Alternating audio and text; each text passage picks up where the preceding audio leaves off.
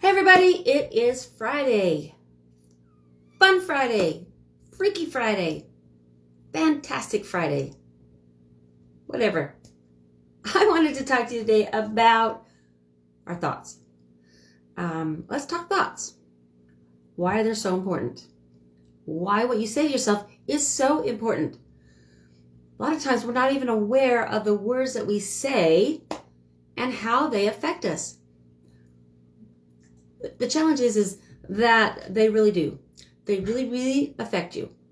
Now, if you want to give me a message, you can message me if you have questions that you want me to answer. But what am I talking about? Okay, guys, I am a certified hypnotherapist, and this part of me works with your thoughts. Those stories, the things that you're holding on to that have been with you, could have been with you since you were really young. It's those blocks when you want to make a change in your life, and for some reason you hit up. It's almost like you're hitting up against a wall, right? And literally you are. But it's like you hit this wall and it goes, and it stops you from moving forward with what you want, the new thoughts. Okay, could be with weight loss, could be with money, could be with learning a new project, could be a plethora of lots of different things of why when we're thinking about this and we set a goal and we start working on this goal and it feels like you're hitting this wall, right? All right, what is that wall? Okay, well, here's your subconscious. And it is about 10 to 15% of your thought processes. It's the same for all of us. It's our drive, it's our willpower, it's our gonna get things done, it's our get up in the morning, get dressed. It's those kind of functions. And it's the same for all of us. So about 10 to 15%, okay? 85% is our memories and our emotions from today back to forever. So as you can see that those are different for everybody. Now, in between the two is a filter, okay? It develops between the ages of 7 and 12 years old. Before that, if you've been around children, you know that little children believe everything. They're open to anything. They don't have a filter, and they accept what we say as truth, right? Now, if you know what I'm talking about, put something in the in the thoughts down. Give me a thought that says yes. I understand that, right? Your subconscious also takes in everything that we accept as truth. Now, just like that little child, some of the stories that they're told are not true. Some of the things that our subconscious accepts are also not true. But the challenge is that the subconscious job is to keep you safe and protected. If it's keeping you safe and protected from a false story or a limiting belief or a negative thought, that's where the problem comes. Because then we accepted that this is our truth, when realistically, over here in the conscious, we know that there's something else we want. Okay? Things go into the subconscious two ways. One is through repetition. Kind of like positive affirmations, right? When you say it over and over and over and over and over and over and over, eventually your subconscious is going to allow it to go in. Or it's like life, something happens in life, and you're going along, and then you're blindsided, and something comes in and changes your thought instantly because it goes right in the subconscious. That's how they go in there, right? So if I said to you, your hair is green. Well, unless your hair is really green, which most of us aren't, you'd probably say that's not true, right? Well, what if I said your hair is pink? Now, I know we live in a society where some people have lots of pink hair. But if that isn't your truth, you would look at me and go, that's not true. She's colorblind or lost her mind, right? But if I said to you, well, your color is whatever it is, and I like it, and I give you a compliment, because you've already accepted the fact that that is truth for you, your hair is that color, then you're going to accept that. So this filter, what that does is, develops between the ages of 7 and 12 years old, and it is your belief of what is real and true for you. It's your judgment of what is real and true for you. Okay? So when I say that you may in the conscious say, I want to lose weight. Okay? Or I bring in a whole bunch of money. I am good with my money, right? Well, if this filter has a different story that's down in the subconscious, what happens is it hits that filter, goes, that's not true. Just like I said, your hair's green. That's not true. Your hair's not pink. That's not true, right? If you believe that I'm not good with money, then when you say, I'm good with money, money comes to me easily, it hits that filter, goes, that's not true. Or I'm going to release weight. I'm going to, I weigh this amount and I'm creating this story of what I want. And if your subconscious accepts something else, like that's not true. Okay. And we look for reasons to justify why it's true, right? Because as humans, we want to be true. We want to be right. And so we look for justifications of why what's in here is true. Okay. Let's say I say, you know what? I am always late. And I'm working really hard to be on time. And I get there and I'm late. And I say, see, I told you I'm always late. Right? So I'm just reinforcing this story. Or, I am terrible with money. Okay? And then money comes into us. And it's like water, and it just runs through our hands. And we're like, where did all this money go? And then we say, yep, see, I told you I'm terrible with money. That's how powerful whatever this story is down here, right? When I say that what you say to yourself is more powerful than what anybody else can say to you, what I mean is true. Because your subconscious hears everything you say. And there are specific words that when you say it, it's almost like your subconscious is like this gauge. And when you say some of these words, it like goes, I don't know what to do with this, right? So it kind of stops it. One of those words, well, 3 of those words is the words try, T-R-Y, trying, or tried. When you say those words, your subconscious doesn't know how to do with it, what to do with it. So it kind of like kinks it up. And it's like, I don't know how to handle this. What it does is it sets you up for failure in advance. Now, what if I said to you, I'm going to clean my basement this weekend. Can you come help me? And unless you're my friend who is a professional organizer, you might say, yeah, I'll try to be there. What does that mean? Well, I'll try to be there. Think about that for a minute. When you say that, what does that mean? Well, it means, yeah, I'm probably not going to show up. I don't want to hurt your feelings. But I'm probably not going to be there. But I'm going to give myself a way out. Okay? And that's what happens. And then you'll see me and you'll go, oh, how was clean your basement? And you'll go, gosh, it was such a big job. And you'll go, yeah, I tried to be there. Okay? But what you did is you gave yourself a way out. So as you're making changes in your life and you say, I'm going to try to lose weight. And then when something happens and you don't, and you go, see, well, I tried, right? And that's why when you say trying or tried is you're setting yourself up for failure. What you really want to do is state what you are going to do or don't do, right? Yoda says, do or don't, there is no try.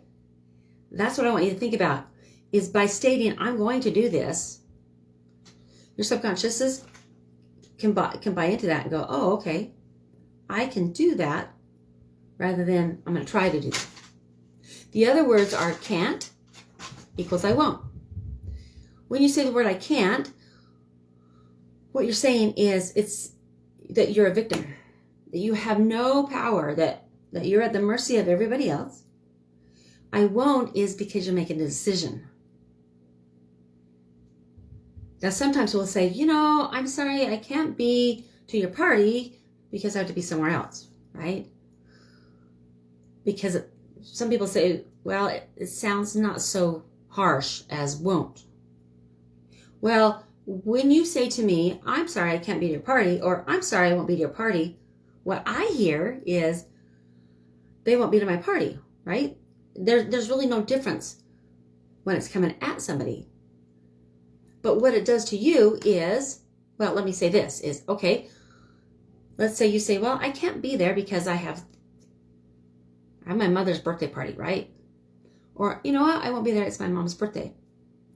Now, my next question to you is, well, could you skip out on your mom's birthday and come to my party? Some people go, and some are like, well, and I'm like, okay, I get it. I'm not asking, I understand that you're not going to come to my birthday party in place of your mom's, right? Because maybe I'm a stranger, or maybe we're not that close, right? But you could, right? You could. And that's what the difference is because it's not that you would, but you could. So by changing your wording, instead of saying, you know what, I'm sorry, I can't be there, because can't is like binds you up and says, I have no power, I'm at the will of everybody else. Where would or won't is I'm taking control. Taking control of my life and acknowledge the fact that I won't be there. And it feels different and it makes a difference. Okay? The other one that I like to use is I don't know. Now, how many of you guys say that? I don't know. Leave me a little thought. Yes, I say that, right? What happens when you say the words, I don't know? Well, your subconscious job, like it says, keep you safe and protected. It's also there to make your wishes and dreams come true. When you say the words, I don't know, it's like your subconscious goes, yep, you're right, and I'm not going to let you have the answer. Have you ever had that feeling where you're like, I should know this fact. I know it. I can't find it. It's like stuck or lost in my brain. That's because when you say the words, I don't know, it's almost like your subconscious puts this block and says, you're right. Let's change that. Instead of saying, I don't know, change it to, I don't know yet. Put a comment. What does that feel like? I don't know yet. When you say that word, I don't know yet, what it does is it opens you up to possibilities. It's almost like gives your subconscious a job, and the subconscious says, you know what? I may not know right now, but I'm going to find the answer. I might not find it today or tomorrow or 10 years from now, but I'm open to a possibility. Just by that one, adding that just one more little word, changes the way that whole looks, right? The other one is have to. If I ask you, what are things you have to do? Think about it. Besides breathing, which you don't have a choice, right? If you're going to live, your body's going to make you breathe at some point, no matter what. And people say, well, I have to eat, or I have to sleep, or I have to go to work, or I have to take care of my kids. Now, my next question is, do you have to? Well, yeah, I have to do that. No, think about it. Do you have to? Well, okay, if you don't eat, you might not like the consequence, right? You might die. You don't sleep, same thing. You don't have to sleep.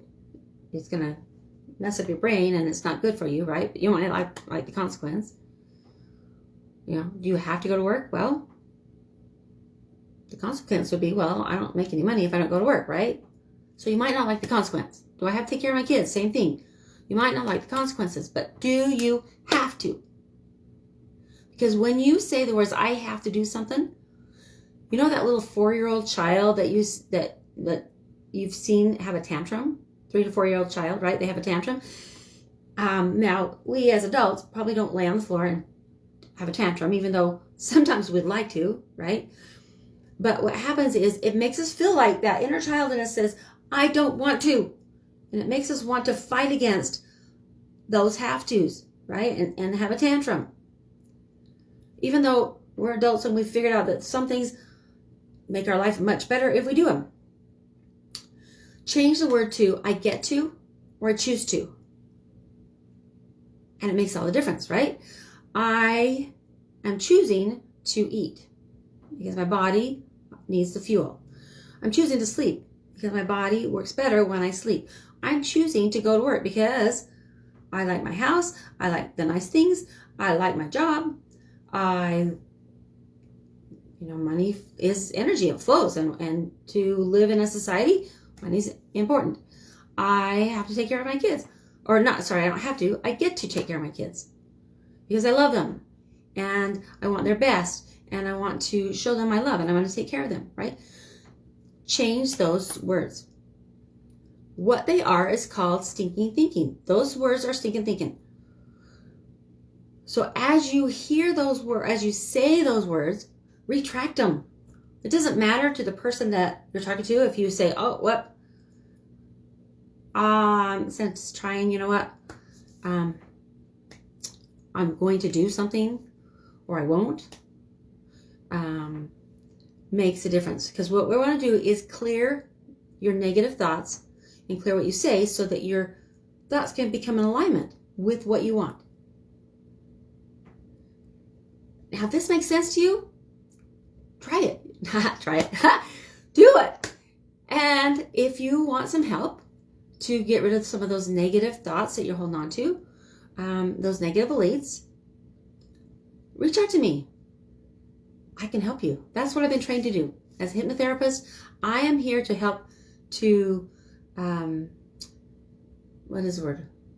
facilitate your changes. I don't change it for you. That's not my job. Some people say, well, oh my gosh, you're a hypnotherapist. That means you're going to read my mind or you're going to control my mind. And my comment back to them is, you know what? If I could control anybody's, I would have controlled my children when they were teenagers. Leave me a message if you understand that, right? In the meantime, reach out to me. Message me and say, hey, I'd like to have some help with getting my thoughts clear. And I'd love to work with you. I can do it over Zoom or I can do it in person, whichever works. In the meantime, guys, make it a fabulous Friday, Freaky Friday, Fun Friday, whatever Friday. Keep smiling. Shelly Jo with Shelly Jo Hypnominos. I am the Amino Acid Lady and hypnotherapist. Have a great day. See ya. Bye.